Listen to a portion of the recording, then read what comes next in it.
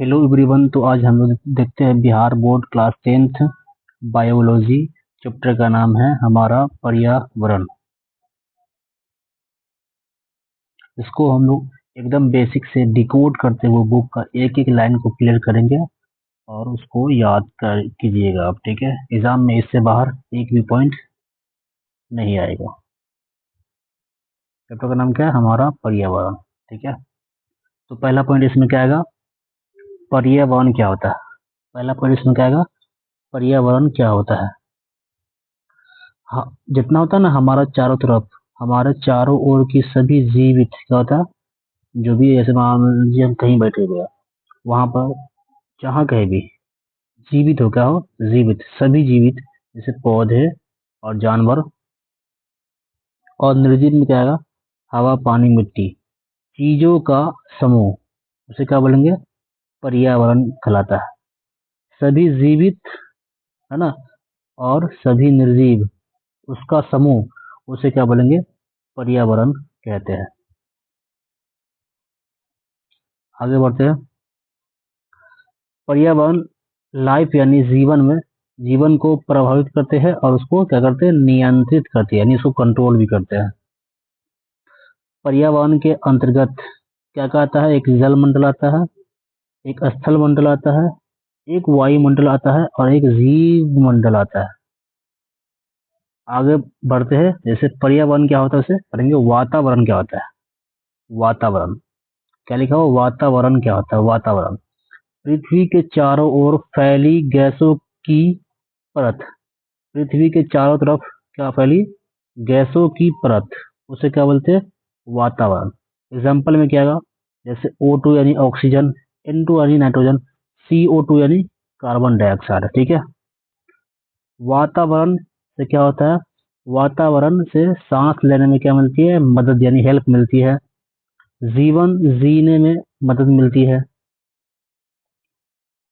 आगे बढ़ते हैं। पारिस्थितिक तंत्र या पारितंत्र, ठीक है, इसे बोलते हैं इंग्लिश में क्या बोलते हैं? Ecosystem. इसे क्या बोलते हैं इंग्लिश में?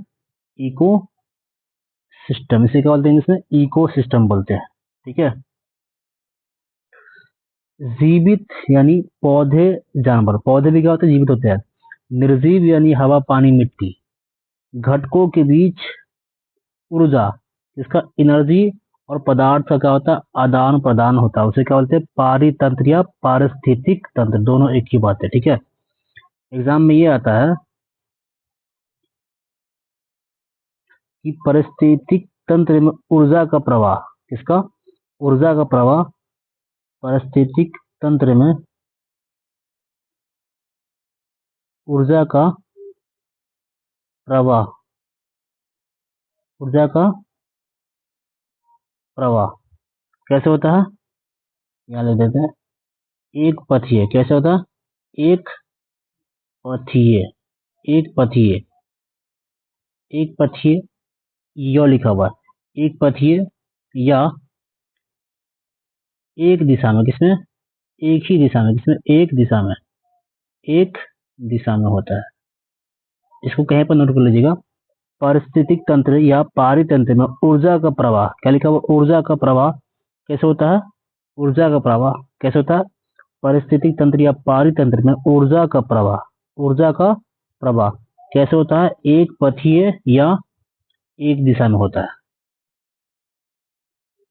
चलिए आगे बढ़ेंगे हम लोग।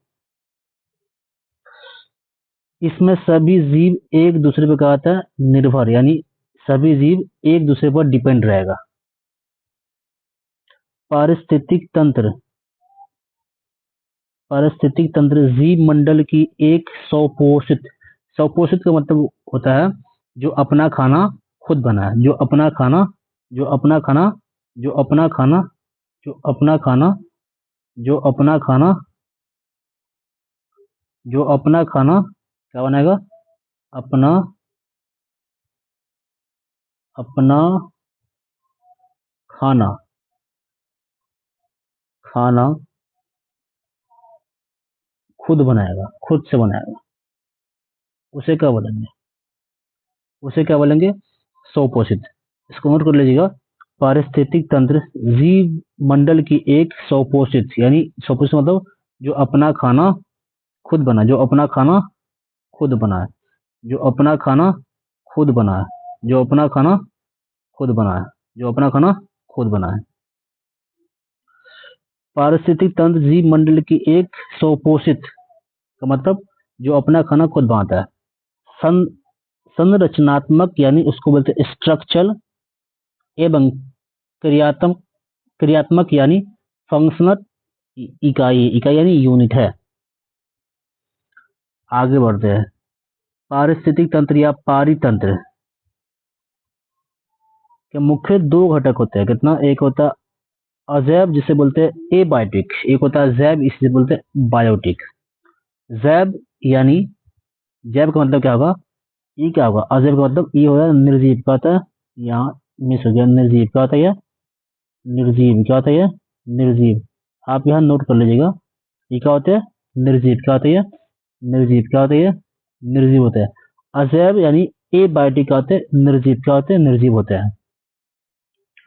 एग्जाम्पल में क्या आएगा? मृदा, वायु, जल, प्रकाश, ताप, ये सब क्या है? अजैव घटक है। जैव में क्या आएगा? ये जीवित। क्या होता है? जीवित होता है। क्या होते हैं? जीवित। जैसे पौधे, जंतु, मनुष्य और सूक्ष्म जीव, यानी बहुत छोटे छोटे जीव, कीड़े मकोड़े। इसको हम लोग अपनी सूक्ष्म जीव को हम लोग अपनी नंगी आंखों से हम लोग नहीं देख सकते। इसे हम लोग इलेक्ट्रॉन माइक्रोस्कोप की सहायता से इसको देख सकते हैं। पारिस्थितिक तंत्र की संरचना दो मुख्य अवयव होते हैं। पारिस्थितिक तंत्र की संरचना दो मुख्य अवयव होते हैं। नंबर एक, अजैव अवयव। वो था अलग, अजैव घटक अलग था। एक है अजैव अवयव, इसमें जीवन नहीं होता है ना, इसमें जीवन नहीं होता है। ये क्या होते हैं? निर्जीव। क्या होते हैं? निर्जीव होते हैं। तो क्या होते हैं?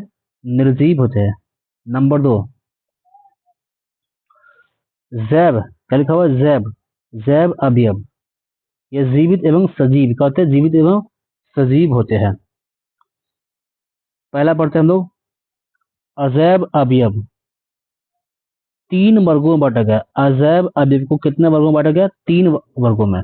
नंबर एक, भौतिक वातावरण, फिजिकल इन्वायरमेंट, भौतिक वातावरण। इसमें मृदा, जल तथा वायु आते हैं। भौतिक वातावरण में कौन आते हैं? इसमें मृदा, जल तथा वायु आते हैं। नंबर दो, पोषण। इसमें अकार्बनिक एवं कार्बनिक पदार्थ आते हैं। जितना कार्बन वाला और जितना अकार्बन वाला पदार्थ सभी इसी में आएगा। किसमें? पोषण में आएगा। जलवायु, तीन वर्ग है। जलवायु, सूर्य की रोशनी, तापमान, आर्द्रता, दाब, ईटीसी। इससे क्या होता है? जलवायु का निर्माण होता है। सूर्य की रोशनी, तापमान, आर्द्रता, दाब से क्या होता है? जलवायु का निर्माण होता है। पारिस्थितिक तंत्र में जीवों की संख्या, जलवायु मतलब जलवायु, पारिस्थितिक तंत्र में जीवों की संख्या, उनके वितरण यानी डिस्ट्रीब्यूशन, मेटाबॉलिज्म को प्रभावित करते हैं। कौन? जलवायु। किसमें? पारिस्थितिक तंत्र में।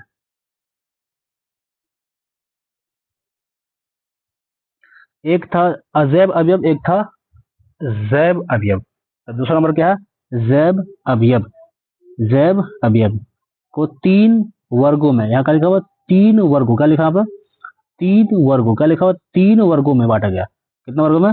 तीन वर्गों में बांटा गया। नंबर एक, उत्पादक, जिसे कहते हैं प्रोड्यूसर। ये हरे पौधे खाते हैं। जैसे घास है का ना, घास से किसमें आ जाएगा? उत्पादक में आ जाएगा। ठीक है। नंबर दो, उपभोक्ता। नंबर दो क्या? उपभोक्ता यानी इसे कंज्यूमर, इसे कहते हैं कंज्यूमर, जो पौधे एवं उनके विभिन्न उत्पाद खाते हैं। जो पौधे भी खाएगा और पौधे से जो बनता है उसको खाएगा, उसे क्या बोलेंगे? उपभोक्ता यानी कंज्यूमर बोलेंगे। नंबर तीन में क्या आएगा? अपघटनकर्ता। अपघटनकर्ता यानी डिकम्पोजर, जो चीजों को गलाएगा, है ना, जो मृत होगा, मरा। जैसे ये मृत उत्पादक, उत्पादक तथा उपभोक्ता का अपघटन करते हैं। हाँ, इस जो पर है उपभोक्ता यानी कंज्यूमर को और मृत उत्पादक को खाएगा। इसमें इससे उत्पन्न पोषण, इससे जो उत्पन्न होगा पोषण एवं गैस को वातावरण में छोड़ देते हैं। इससे जो डिकम्पोजर से जो उत्पन्न होगा पोषण पोषण और गैस उसको कहाँ भेज देंगे, वातावरण में छोड़ देंगे। तो आज हम लोग इतना ही पढ़ते हैं, नेक्स्ट क्लास में कंप्लीट किया जाएगा, इसके नेक्स्ट लेक्चर में आएगा इसका अगला पार्ट। नेक्स्ट क्लास में मिलते हैं हम लोग, तब तक के लिए ओके बाय। इसको अच्छे से देखेंगे, सुनेंगे और इसको नोट्स करेंगे, ध्यान से पढ़ेंगे तो आपका एक एक वर्ड क्लियर हो जाएगा, कोई इसमें डाउट ही नहीं आएगा। ठीक है, जो डाउट होगा आप कमेंट करेंगे, क्या करेंगे, कमेंट करेंगे, जो भी दिक्कत होगा आप कमेंट करेंगे, कुछ भी कहीं पर कॉन्सेप्ट में दिक्कत हो, है ना, या लिखावट में दिक्कत हो, कमेंट करेंगे आप। ठीक है, उसका मैं नेक्स्ट वीडियो में उसका रिप्लाई करूंगा। धन्यवाद।